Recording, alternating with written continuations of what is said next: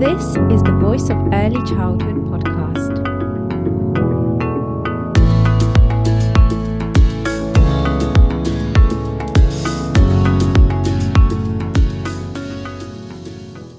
Hi everyone, and welcome to the re-release episode of What's the Problem with the Reception Baseline Assessment with David Meechan. This conversation I had with David back in September 2023 is currently very timely in September 2025, and in fact every September.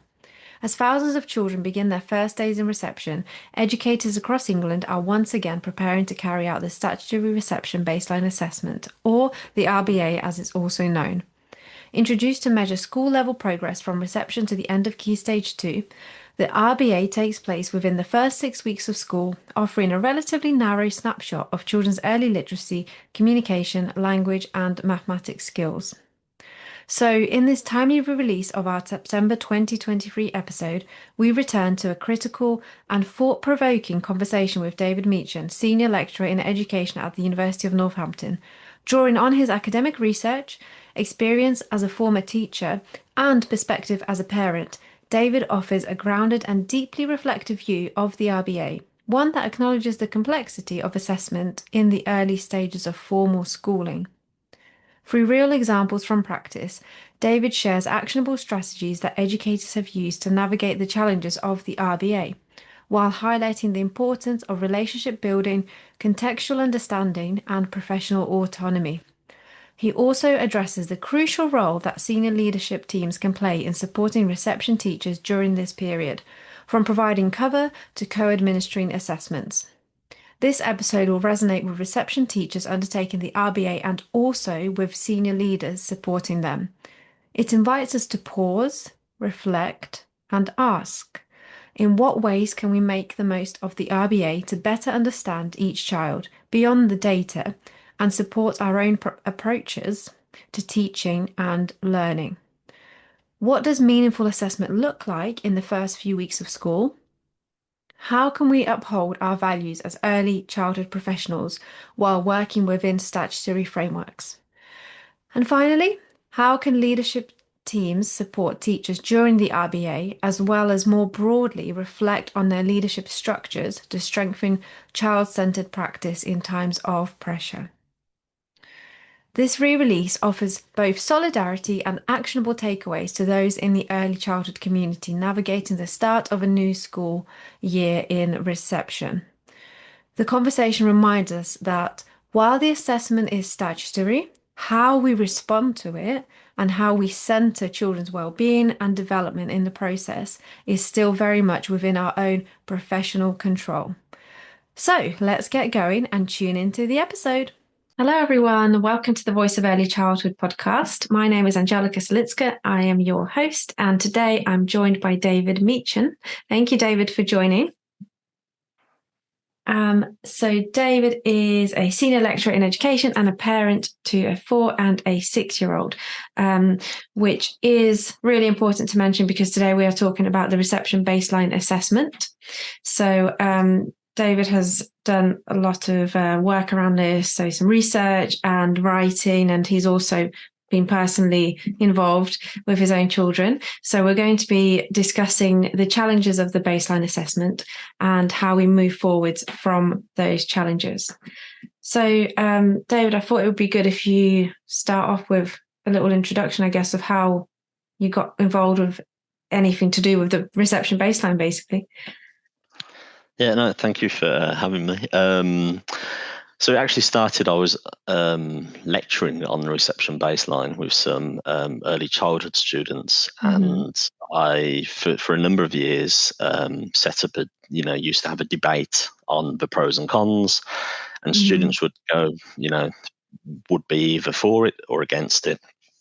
And it was one year, the students actually turned around and said, "Isn't your child going to have to do this next year?" And I went, and the penny dropped, and I really went, wow, I kind of really don't feel comfortable about this. And I don't know how much about the history you know of the reception baseline, but the current statutory one that was introduced in 2021 is the third kind of iteration of reception baseline assessments in terms of statutory. There was an attempt in 2015 which wasn't successful, although there was some very successful results of the pilot around a more informal observation-based one. It was then reinstigated, and so it was being made statutory in 2020, but it was delayed because of the pandemic, and my son started school in 2021. So yeah, that was kind of the lecture part, and then as a parent, I was beginning to think, well, I really don't feel comfortable with my son going in and being, facing this test, because it is a test. I mean, they call it an assessment. It's a test.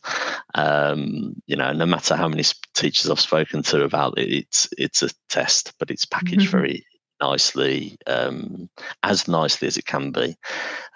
So I requested to withdraw my son from it. I made a request with the school.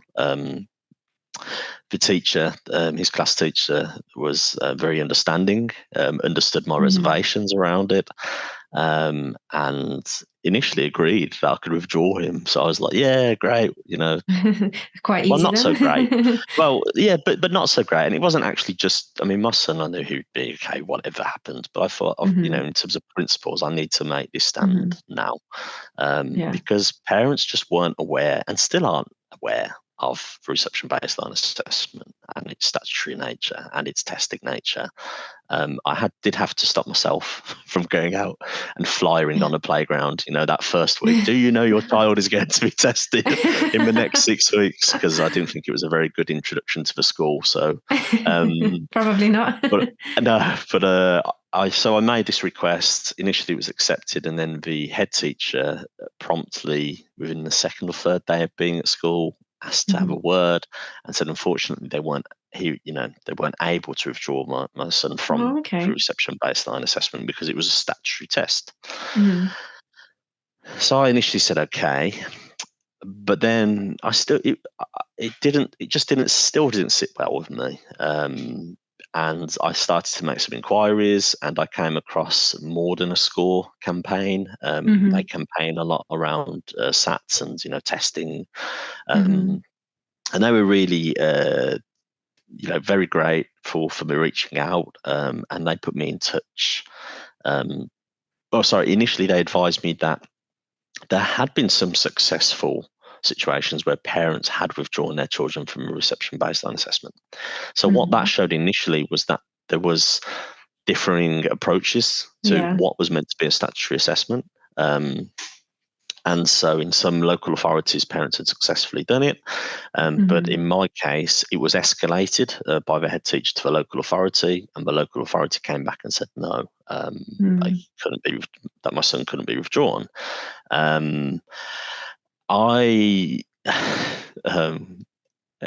Again, it wasn't me being, well, it probably was me being a difficult parent for the school. I was really apologetic to the head about it, and he was really understanding, and he was, actually really supportive. He said, no, he said, it's important that we ask these questions. And he actually said, I'm learning just as much about this process as you are. And it was the beginning of the term. So I said, look, it's a new academic year. I know you've got 1,000,001 things to do, as head teachers always have to do. So I'm really grateful that you're taking the time to, look into this with me. I was then put in touch with an organisation called Defend Digital Me, who campaign for the protection of children's kind of digital footprints and anything to do with digital aspects of children's lives. And they put me in touch with a solicitor, actually, and I was able to seek legal aid and mount a legal challenge, or begin exploring a legal challenge around my son having to do this assessment. But was short. This went on for 9 months after he'd done it. Wow. Then so it went on for 9 months, backwards and forwards with the Department for Education. And essentially they turned around and said, we see all of your reservations, we acknowledge them all, but we're still going to do it anyway. But the process itself was really interesting, Yeah. and I learnt a lot from that. So that was kind of, as a parent. Hmm. At the same time as all of this going on, though, in terms of my role as an academic, I was Hmm. thinking there's some real moral issues I have here with the Hmm.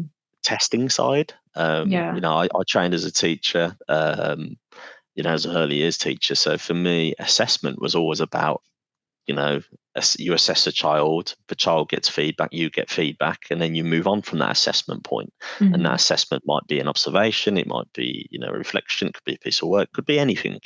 But the idea is that there's always a feedback loop in the Hmm. assessment process. Yeah. So the reception baseline assessment is there isn't a feedback loop for the So child. that's There something isn't. useful for the child to take away from that, Yeah, from the there isn't a feedback. So, feedback loop for the teacher, and there isn't a hmm. feedback loop for the parent. So my son had took the test, and I asked for the I think you get a line on literacy and Hmm. a line on numeracy. Very general. Nothing really specific to kind of work with. So I very quickly thought, I'm not sure about this. I really wonder how teachers are feeling about this. Yeah. And so then I reached out to some colleagues and said I'd like to do a national survey. Well, a survey and kind of get as many responses as possible around teachers' kind of inputs and feelings on reception baseline assessment. And the more I started to look into it, the more information I found, especially from people like Professor Alice Bradbury, Hmm. um, and who'd looked into kind of a datafication of children Yeah. and schools and primary schooling and so on. Hmm. And the more I began to think, actually, this is really, really wrong.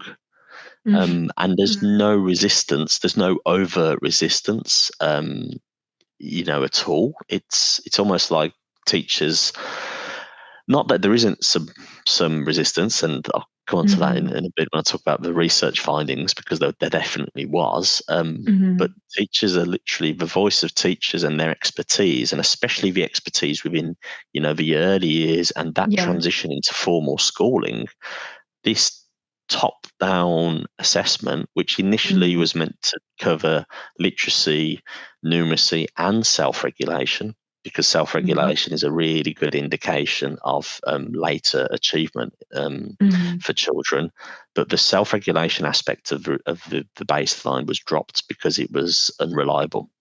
Hmm. So again, you've got this. Initially, it seemed like an acknowledgement of actually these 4-year-olds, some of them who've Hmm. just turned 4 in the last week before they come into that reception class, or 2 weeks, Yeah. are coming in, Hmm. and then within the first 6 weeks of schooling, they're being assessed on literacy and numeracy.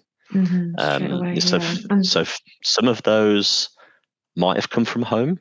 The hmm. majority now probably will have had some sort of input in terms of kind of more formal education, whether that's from a private day nursery, a childminder, or a nursery kind of at a school.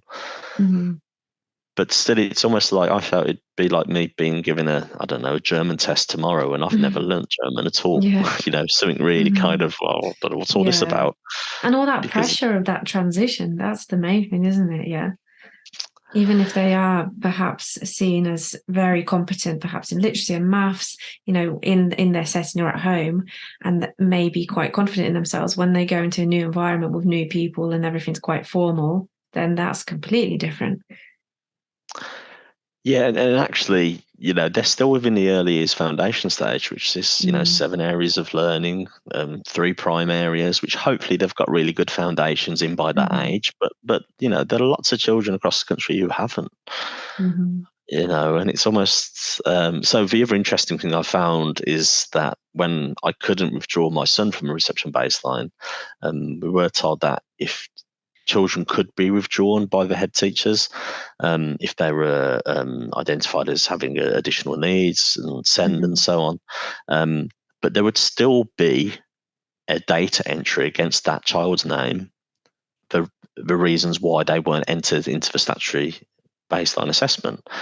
And Okay. this is where Defend Digital Me came in. So all this data all of a sudden is being collected on children that parents have no idea about. Yeah. It's not And necessarily, are they being asked that, are they given a choice, I guess, but they just don't have any clue that this is going on. no, it's part and parcel of your child starting school. You literally Mm-hmm. sign away their kind of data footprint of, there's, I don't know how much you know about the national pupil database, Mm-hmm. which essentially now is tracking children from a very young age all the way through to kind of their 20s. Oh, okay. So all this big Mm-hmm. data is being collected essentially on our children. The statutory baseline assessment data is meant to be ring fenced from this national pupil database. Mm-hmm. Um, but this whole datafication aspect is something I became really interested in, looking at Mm-hmm. what data are they collecting and why, and actually what data aren't they collecting. Mm-hmm. So things like the self-regulation Mm-hmm. baseline being dropped.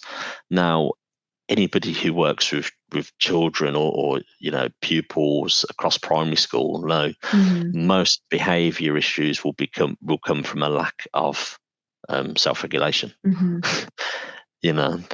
So we know how essential these core skills are from a very Mm-hmm. young age, but we're choosing not to assess them because it's not reliable. Mm-hmm.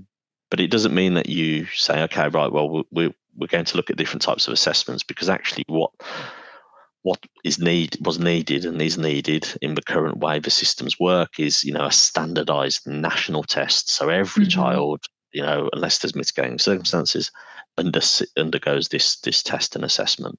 Mm-hmm. So you literally come back to the old tried and tested academic kind of rooted literacy, numeracy. And Mm-hmm. again, these top down pressures, and especially since the shift in national curriculum has gone to a knowledge based curriculum from 2013, the legacy of Michael Gove and Mm-hmm. his reforms, and you just see those downward pressures coming onto the early years sector. We've got a really strong, vibrant early years sector in England that's managed to hold and keep its identity throughout all the disasters of marketisation and so on that's Mm-hmm. gone on. I mean, we still have a very fractured sector, but we still have a strong identity as a whole, that we are not knowledge based. That we are Mm-hmm. kind of processes and skills are really important, but fundamentally, what you see with reception baseline is a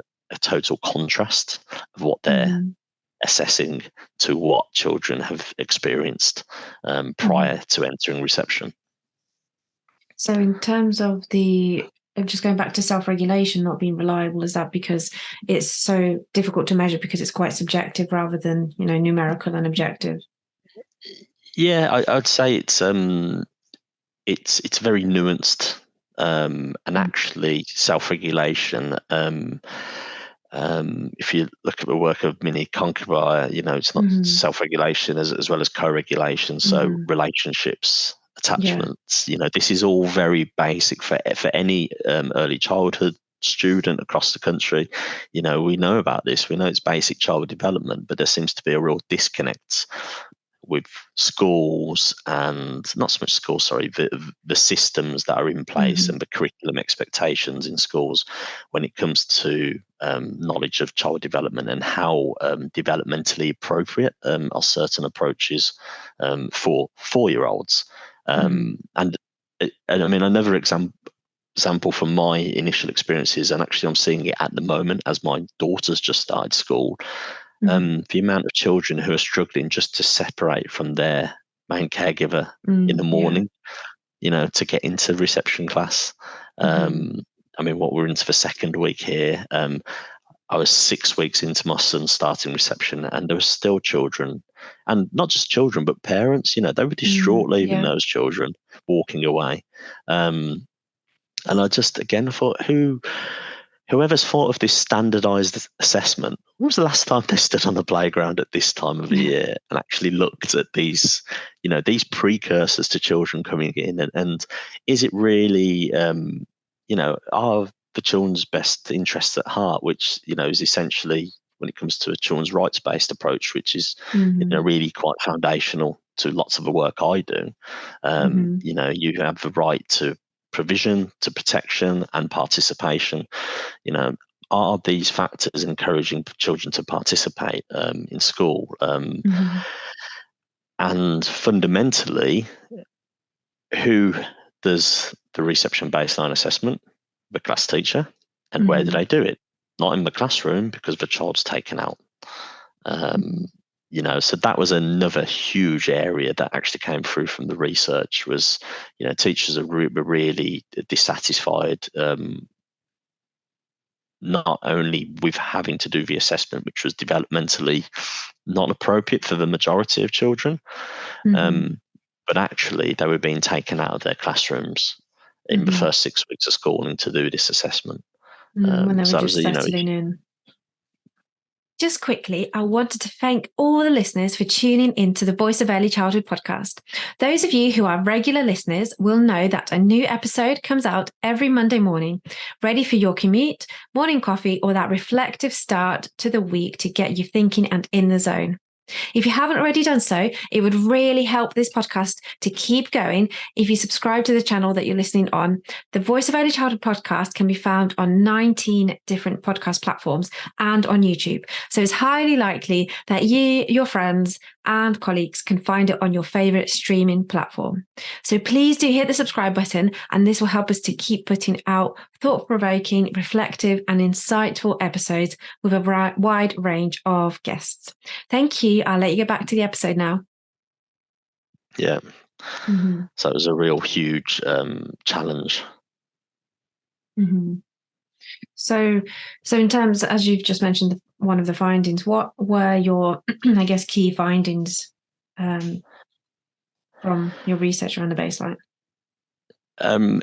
Interestingly, as I said, the research was a survey, so there was 70 responses from, and they came from 47 different local authorities across the country. So we had a real kind of widespread response. Yeah. Most of them were teachers who were directly involved in administrating the reception baseline assessment, so had first-hand knowledge of it. And one of the questions was asked them to rate how valuable the reception baseline was for children, for parents, for teachers, for head teachers, for the local authority, and for Department for Education, because actually these are all the kind of stakeholders in terms of, or should have been, all the stakeholders in an assessment for children. There was no value attributed to children, for children undertaking the test. The assessment, sorry. There was no value attributed for parents in terms of the assessment. So going back to that feedback loop, there was minimal value attributed for teachers, because actually they do the test and then because it's done on a tablet, an iPad, all that data sent off. They don't have access to it, to actually any of that raw data. To reflect back on it, and make use of it. Minimal in value for the head teachers, and then when you get to kind of a local authority and Department for Education, the responses started to say, well, maybe there is more value for the local authority and more value for the DFE. So that was really quite a stark finding, because the teachers themselves are saying this isn't of any use to us. But we're spending a significant proportion of our first 6 weeks with our new cohorts of children outside of our class administering this. So that was a real, it's a real concern, because it's essentially treating children as a means to the end, to an end, not a means in themselves. And the reason for that is the reception baseline, how it's going to be used by the government to track cohort level progress, so school level progress, is will then be compared to level year 6 SATs results, and looking at the progress that children make in a school, not individually, but it will give the government intends for it to give them a good overview of actually this school's really good because children make really good progress between the first 6 weeks of reception and their SATs in May of year 6.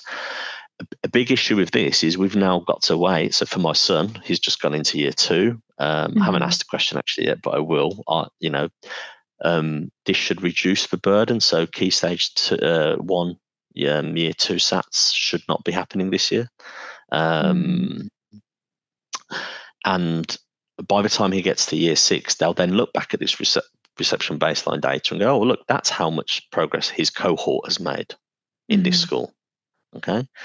Now, again, the academic in me thinking, if I went to an ethics board and said, right, I'm going to do some research about children, which has no direct benefit for those children, and I'm going to wait for 6 years to then tell you about not just the individual children, but the group of children and how they're doing at school.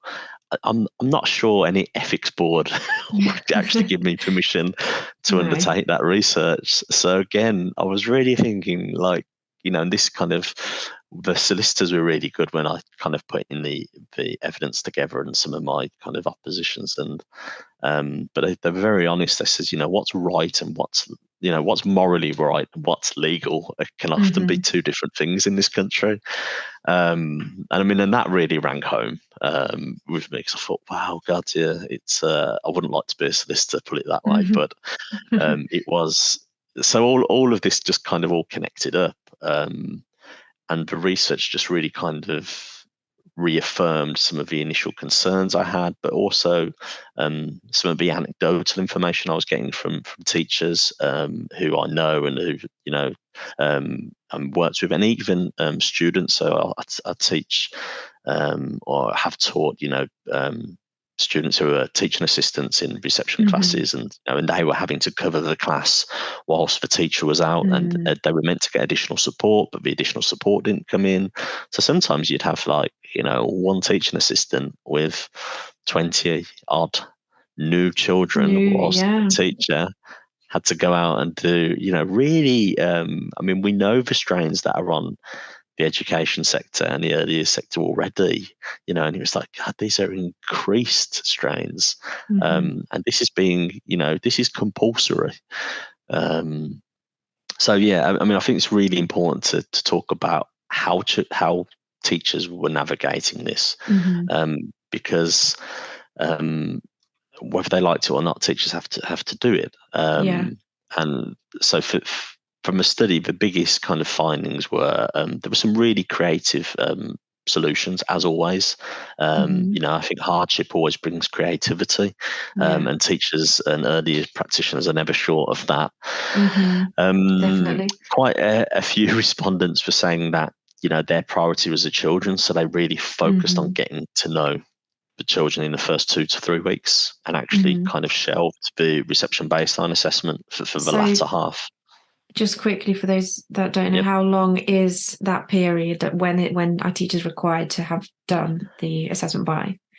So the statutory requirements are that each child undertakes it within the first 6 weeks of starting reception year. Generally, that means September, so the first 6 weeks into first half term, basically. But there might be exceptions where children don't start the reception year until later in the year, and they would then be required to undertake this within the first 6 weeks of their schooling. So many teachers then were navigating it by making sure that they kind of leave it as long as possible, basically, to ensure that they, like you said, they get to know the children, and then the reception based on assessment is kind of least of their priorities, and they kind of try and get it done within that time frame. Yep. Which again, the priority there was all about establishing the rapport, the relationships. Some of the benefits that had been previously cited in literature of the reception baseline assessment were that taking children out on a one-to-one basis gave the teacher opportunities to get to know that child. But again, a criticism of that is that most schools and settings would have equally had internal baseline assessments that they were undertaking prior to this and still undertake now alongside this, that Mhm. enable practitioners and teachers to get to know the children. So Um, their own kind of baselines and not which aren't assessments, but just them trying to get to know the child and where their starting point is in order to support that child, not for yeah, other data yeah, reasons. and generally they're far more reflective of that child's prior learning experiences. It might be things Mm, that look at things, like fine motor skills, gross motor skills, the PSE side.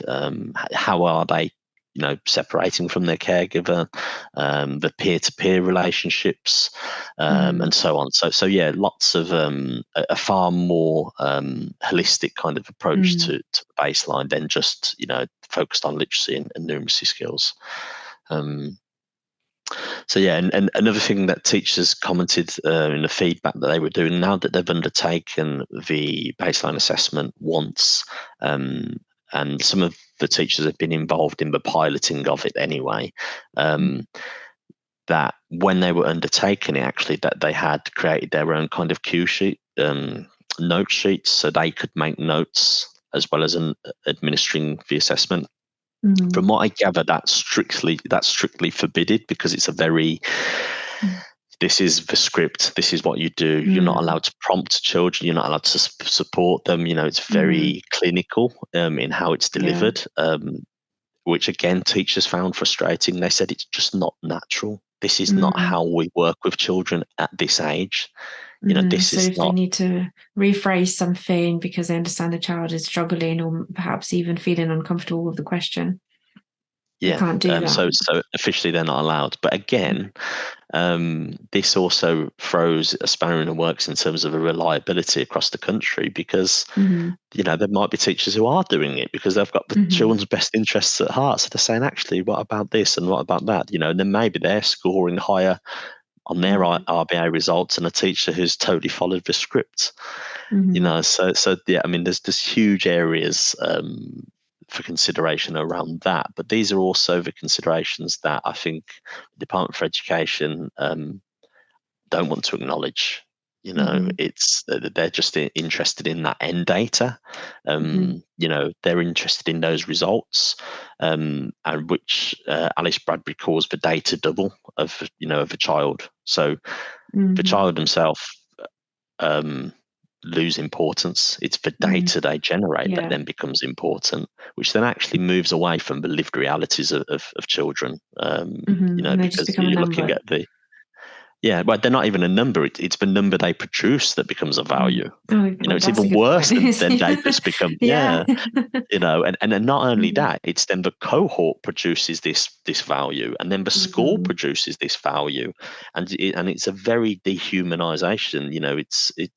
It totally reduces our lived experience as people to Data. an abstract number. Yeah, which Mm. actually becomes anything but representative of the reality. So I Mm. mean, it's a real.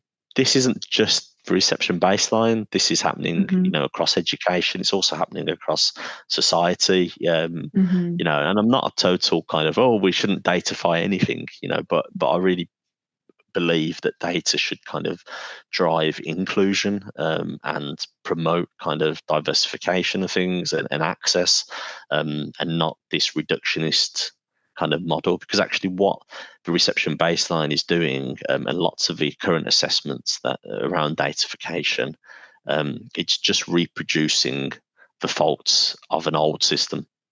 Mm-hmm. We're not coming up with any transformative, Mm-hmm. innovative, new ways of assessing children. We're Mm-hmm. just using digital tools to assess and measure children in ways that they've been assessed and measured, um, Already before. for many, many years. Yeah, Mm. Well, it seems like all very negative, and I know we've it is. kind of talked before that the fact that you can actually try and get something out of this, because teachers have to do the assessment. There's no way out. It's like how do they? make the most of it. One of the things you said, some of them try and get to use that time to get to know the child a little because it's one-to-one. Are there any other things from your research that teachers kind of took from the baseline assessment and managed to I kind of use think out of it in terms of any positivity? I think one of the most radical and innovative ones, comment responses, and it was only one response, but it's really stuck with me. Mm, And that was that a teacher said that their senior leadership team were actually going to support with the reception baseline assessments for next year. So to mm, minimize the amount of time that teacher spends out of class, but also to introduce the SLT team to the new cohort. So they could mm, administer parts of the RBA and see kind of get a feeling for where the children were at, mm, and actually get to know them on a one-to-one basis, and for the SLT to start to form some of the relationships with the reception age children. And I just thought how lovely, mm, actually what is quite a challenging situation, mm, but to read responses like that, it really shows you basically what teachers and senior leadership teams are faced with, but also how resourceful. And again, if you flip it to the child being at the center of that and your mm, decision making around a child, I mean, what a great solution! It really, I read that and read it a few times. I thought, wow, that's the sort of school I would love to work at. mm. Yeah, And that's yeah. the sort of school I'd love to send my children to, because if the leadership are taking that approach, in something like this Mm, through statutory assessment, what other fantastic things must they be doing as well? mm, So I mean, that was a real kind of highlight. Um, Another common one was, you know, teachers actually making their own notes during reception baseline assessment, and then mm. making a kind of a class portfolio and celebrating with their class what they were really good at. Oh, that's Um, fantastic. yeah, and again turning it into a positive and saying, right, Mm, you've all done really well at this. mm, This is what we're going to do next. And actually, one of these areas was one of the areas that we, that I think we really need to work on. So using it, giving them their own feedback loop. mm. So the feedback loop for the child, the feedback loop for the teacher, but again, my criticism of that would be is why is a teacher having to do all that extra work when Yeah, I there's was a just going to statutory say that. assessment in place? There's a Yeah, lot for the teacher to do in that moment, when they are having to assess the children at this early stage, yeah, whilst they still get to know them, and from all the pressures of the academic year they're having anyway. And then they're trying to think of innovative ways of how to make this useful, and yeah, putting in all that extra time and effort. And I think it's a lot of thinking required in the moment as well. When you're not just trying to carry out this statutory assessment, you're also trying to make sure that there is some use for yourself and the child and the families as well, I guess. yeah. It's giving value to assessment, and Mm, assessment that without value is useless. mm, Um, and so yeah, really, just really positive things. And one of one of the other things was this whole idea of we're doing it because we have to, not that we want to. Um, mm, but actually, we're going to make it work, because mm, that's our mm, job and that's our role. And this sense of professionalism really came mm, through. There was a big sense of frustration, but that sense of yeah. professionalism, and I think that's really important to report on as well, because after you know the austerity, the funding cuts, the pandemic, there's still that um, level of professionalism, and I keep coming back to the best interests of children, Mm, um, because it's really important that they are central to decisions that have been made. And I'm sure there's another side from a DFE about this having the best interests of children as well. I struggle mm. to see it personally, but I'm sure there is. Um, because I see it as a part of the bigger mechanisms of how governments and metrics and so on work. Um, Mm, but it was quite apparent that it's being done to teachers mm, and children, yeah. and they're just going to make the best of the situation. But those you know those solutions, you just sit there, and I remember reading and thinking, wow. I wouldn't have thought of that. The Mm, SLT one really blew me mm. away, and I just thought, it's incredible. And I've actually shared that quite often with people in discussions. And I had a head teacher say to me, "That's a really good idea. Mm-hmm. That's a really Yeah. good idea. I can't do all of them, but if I can get in there and do a Yeah. few of them, and actually some of the other SLT, and phase leaders and so on, go in and take some of that as well." The whole, I use this phrase with my children all the time, as I'm sure you've heard it, sharing is caring, Mm-hmm. and it is. Yeah. It's simple solutions to quite complex issues, Mm-hmm. which I like around it. Mm-hmm. And it is really important to share good practice, and it's so vital to be able to empower each other, different educators empowering others, and whole schools as well. So just to kind of start wrapping up this episode as well, what would you say now to teachers who are conducting the baseline assessment, and maybe who are very new to it, because this episode is being published in September. So a lot of teachers are conducting the assessment now, or will be in the next few weeks. What kind of I guess tips would you give, probably, because they have Yeah, to get on with it? Yeah, one of the things I haven't spoken around here, but that kind of was an undercurrent to this, was the importance of Mm. planning it. Estimating how many children you've got, how long is it going to take Mm. you. There's a literacy-based assessment, there's a numeracy-based assessment. Doing them both back to back isn't realistic. So although there's government guidance that will only take you 20 minutes, sometimes Mm-hmm. with anything with children, often takes a lot longer. Yeah, definitely. So be generous to yourself in planning those times. Make sure you can reach out for, talk to your senior leaderships about what's going to happen when I'm out of the class. Make sure there's that support for your children and Mm. whoever else is in the classroom as well. And to, just take it kind of one child at a time. It will get faster, hopefully. For some, the more you kind of work through it, the more familiar you'll get, although questions are going to go different ways. The kind of sentiment of each assessment is similar. Make it work for you. Do not spend time in your baseline assessment, your internal baseline assessment, if you're doing one, which the majority of the survey responses said they did, going over the same stuff that's been covered in reception baseline assessment. So try and make it complementary. And lastly, if you can get your senior leadership on board to administer it, then I'd go for it. You don't know if you don't ask, do you? Yeah, there's some really good points there, and I'm sure that this episode itself and the insight into your research and your personal experience as well will generate a lot of discussion and probably debate, as well as data itself is a very controversial topic. But yeah, it's what we want. We want more people talking about this. So yeah, thank you very much, David. Thanks for coming on. No problem. Thank you for having me. Great. So our listeners can find out more on the Voice of Early Childhood website. And we're back again for the next episode next week. Thank you for listening to this episode of The Voice of Early Childhood. As we've explored today with David Meechan, the reception baseline assessment continues to raise important questions about the purpose, timing, and value of early assessment. Yet amidst these challenges, there are clear, practical steps that educators and leadership teams can take. Let's recap some key takeaways. So firstly, plan time carefully in the first few weeks to account for the RBA, without compromising opportunities for relationship building and high quality, playful interactions.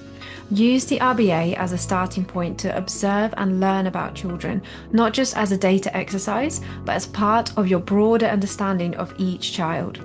Make notes during the RBA to inform your own baseline assessments and avoid repetition.